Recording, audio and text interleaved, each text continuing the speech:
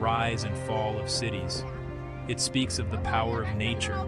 It whispers about the needs of people who came long after the pharaohs. To understand why the pyramids' face changed is to understand a small piece of our own long, complicated history. The stones are gone, but the mystery they left behind still calls to us. The pyramid we see now is a shadow of its former self. It is a skeleton. We see the strong bones inside, but the beautiful skin it once wore has vanished. We can touch the rough core blocks.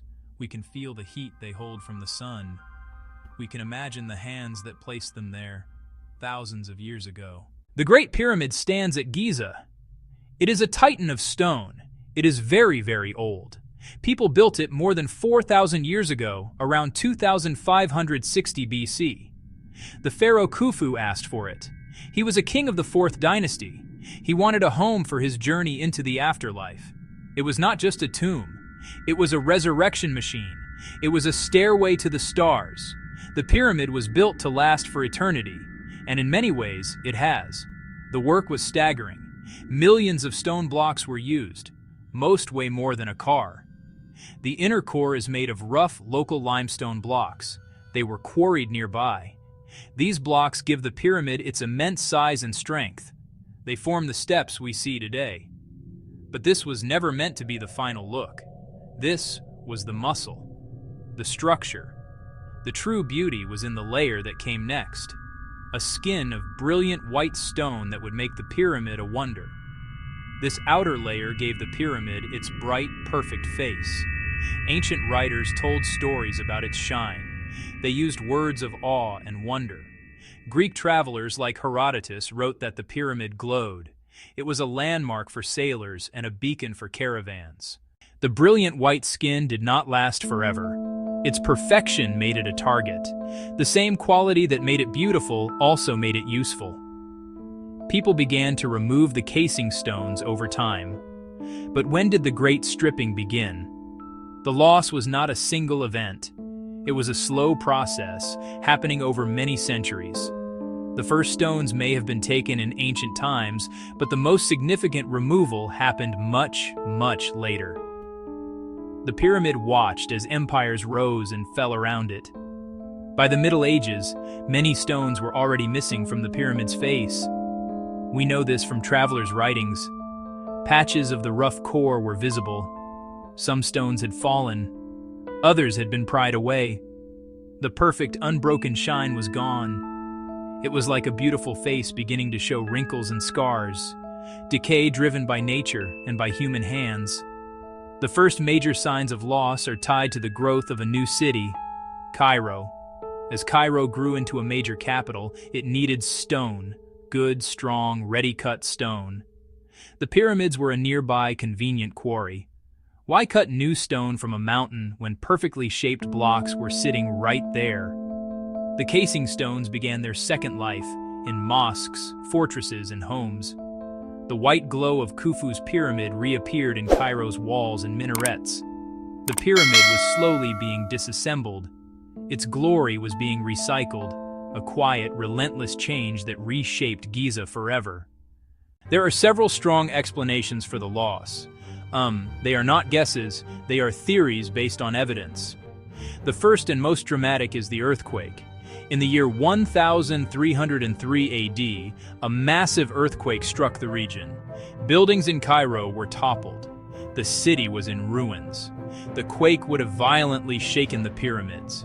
It likely loosened many casing stones, causing them to crack or fall. This event created both a problem and a solution, a ruined city and a mountain of ready-made repair material.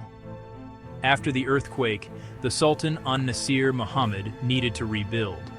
He ordered that the damaged casing stones be taken from the pyramid. It was a practical decision. Workers swarmed the ancient structure. They pried loose the gleaming white blocks and hauled them to the city. This was not vandalism. It was post-disaster reconstruction. The pyramid gave its skin to heal the city's wounds. In our time, science has given us new eyes. We can see the pyramid in ways the ancients never could. Archaeologists now use tools that reveal secrets hidden for thousands of years. Satellites can detect subtle patterns, faint outlines of ramps, villages, and quarries. These images from above give us a big picture view, showing the massive scale of construction and how the landscape changed over time. On the ground, laser scanning has changed everything. Scientists create detailed three-dimensional maps accurate to millimeters, revealing every crack, every tool mark, every subtle variation in the stone. By comparing the remaining casing stones at the base with the exposed core above, researchers see exactly how they were fitted. Digital models show what is missing and calculate the sheer volume of loss, a precise digital accounting of the theft. In the laboratory, the stones begin to speak. Chemical analysis of mortar reveals composition and helps date it. Under a microscope, polished surfaces and tool marks appear, confirming Tura limestone and ancient techniques. These tiny clues confirm ancient writers. The brilliant white skin was real. New discoveries sharpen our understanding and confirm a timeline pointing to the 14th century earthquake and Cairo's rebuilding as the main event, within a complex story. It was not just one thing: natural disaster, practical reuse, slow decay. New tools do not give a simple answer, but a richer story of long life and transformation. The story of the lost white stones is a human story, a tale of time and changing priorities. A bright, shining face fades when people have new needs. A sacred monument from one age can become a simple quarry for the next. The Great Pyramid changed as Cairo grew.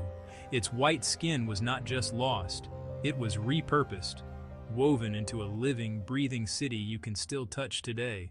And so, we have come far. We have looked at the history, we have looked at the science, we have looked at the human story.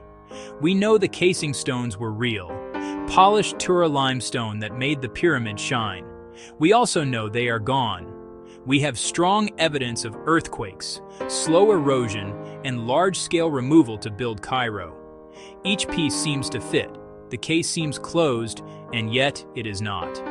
A big question stays with us. Even with modern tools, we cannot be certain. We cannot know the exact balance of causes. Was it mostly methodical reuse after the Great Earthquake? Or did nature do most of the damage with humans cleaning up?